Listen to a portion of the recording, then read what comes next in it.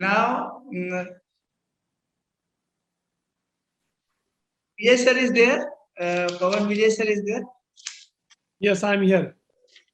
Thank you very much, sir. Thank you very much. I welcome. I just would like to thank you very much, Professor Dr.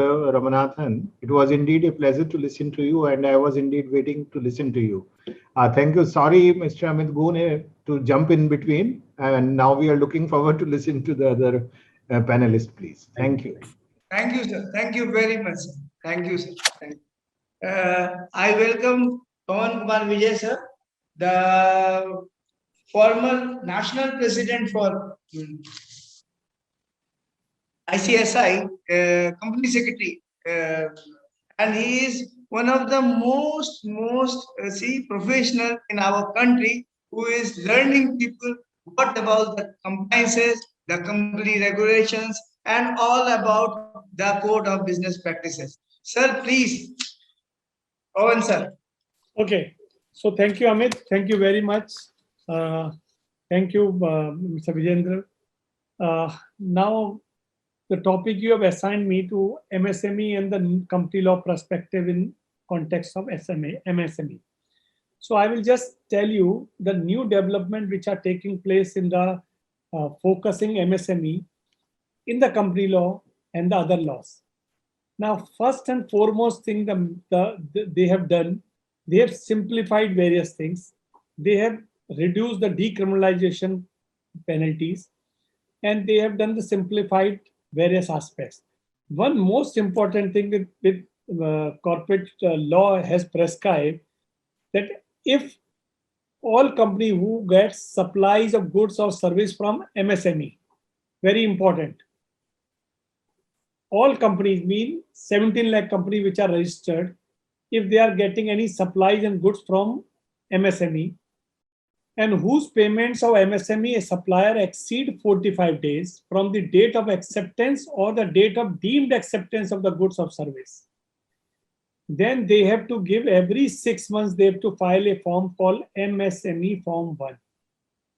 And that is April to September by 31st October, October to March by 30th April. And they have to tell what is the pending amount of MSME in their return. And then it will be part of their annual report also if it is pending. Because when the year is closing, you have to give in your report that what is pending. This is one area which is a win-win point for MSME, that no doubt the law came from MSME, but now they have the company law is prescribing. So every shareholder, everybody can understand. Only message to MSME that when they supply something, they should have an agreement and they should watch when they are supplying something, immediately it should come that they should not create a problem that it's a rejected thing or service I'm not agreeing, that you have to maintain.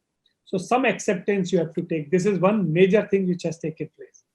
Now, second is the definition of a small company has changed now.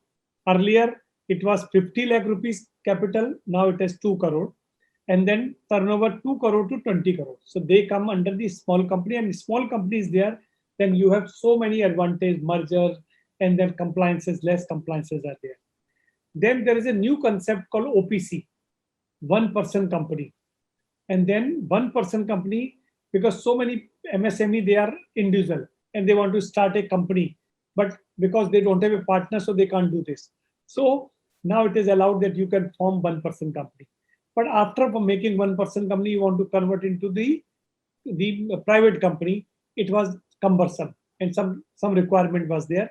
So they have made it now, there's no condition. OPC can convert to private limited and private limited convert to OPC. Some partners are there and one person is leaving, so you can convert into OPC.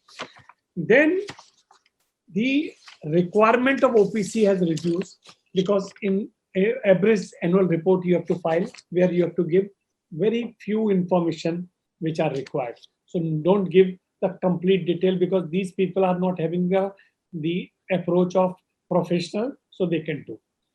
Then in the process, when you are incorporating a company, you have to take various registration.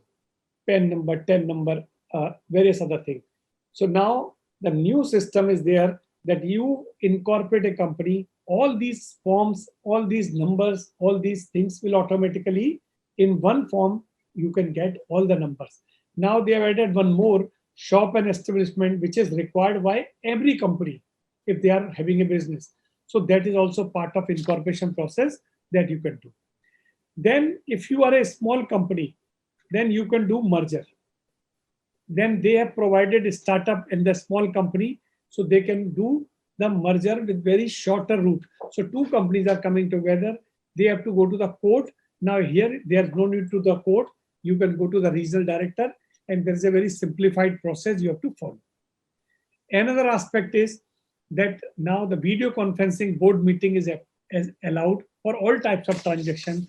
So you have 2 partners, 3 partners, directors you want to take, but problem is they cannot come to the, you have a physical meeting, it's a cost. So they have now make it that you can do all types of meeting through video conferencing. Then there is a one restriction now it's coming, that use of accounting software which has a feature of recording audit trail. That is one restriction which is there. So everybody cannot manipulate this. Now, most important change which has recently came, that in company law, what was happening, if your balance sheet is delayed, annual report is delayed to file, your form is delayed to file, you have to pay penalty. But your accounts are not filed, your annual return is not filed, then there is a violation. And the violation, other than penalty, there was a prosecution.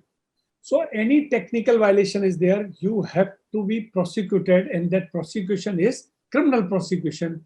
So companies were avoiding this thing. That's why they were not forming.